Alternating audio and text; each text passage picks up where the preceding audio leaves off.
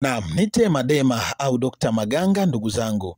Leo nahitaji nikufundishe dawa ya kuweza kujisafisha mwili wako, kusafisha nyota yako, kuondoa nuksi na mikosi na vifungo vilioko katika nyota yako, vifungo vilioko katika utafutaji wako. Umekuwa ni mtu wa kuhangaika. Kila unachokipanga hakiendi sawa.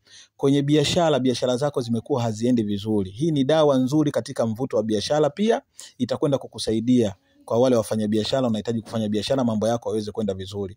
Lakini kwa wale ambao wameomba kazi na unapoomba kazi hupati kazi, umenyimwa au unasubiri majibu ya kazi, unataka majibu yako yaweze kwenda vizuri zaidi, basi hii dawa na kufundisha. Kama kuna vikwazo vyovyote katika mwili wako, katika maisha yako, vinakwenda kuondoka. Kuna vimvuli vibaya, kuna giza limetanda, nyota yako imefifia, unahitaji kuisafisha. Hii ndio nakufundisha uweze kuisafisha nyota na mambo yako yaweze kwenda vizuri. Unachotakiwa cha kwanza kabisa, unakwenda kwenye barabara kubwa, sawa? Unasimama katikati ya barabara, unachota mchanga kwa kutumia kijiko au kitu chochote kile, lakini usichukue kwa kupitia mikono yako, haitakiwi. Ukishamaliza hapo unarudi nyumbani, sawa? Utachukua dawa inaitwa kimulimuli, utachukua na dawa inaitwa mkuwashengelo pamoja na kasela, utachukua na asali mbichi. Unachukua maji kama hivi kwenye sufuria jeupe, unaiweka hiyo dawa pamoja na ule mchanga na hiyo asali. Unaoga, iwe ni usiku kuanzia mida ya saa 5 au saa 6, isifike saa 7.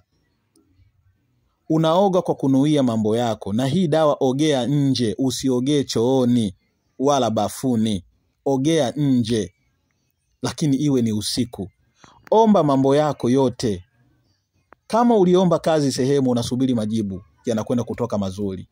Kama ulikuwa unaomba kazi unanyimwa kazi, mambo yako yanakwenda vizuri. Hii dawa itakusaidia hata kama unahitaji kupata wachumba.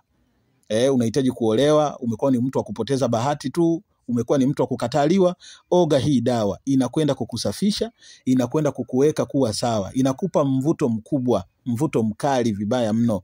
Nyota yako inakwenda kung'aa na mambo yako yanakwenda kukaa sawa kabisa. Riziki zilikuwa zimekata kwako, oga hii dawa. Mungu atakusaidia, unafunguka kabisa. Hii dawa na kufundisha na nakuelekeza ili iweze kukusaidia. Nite Madema au Dr. Maganga.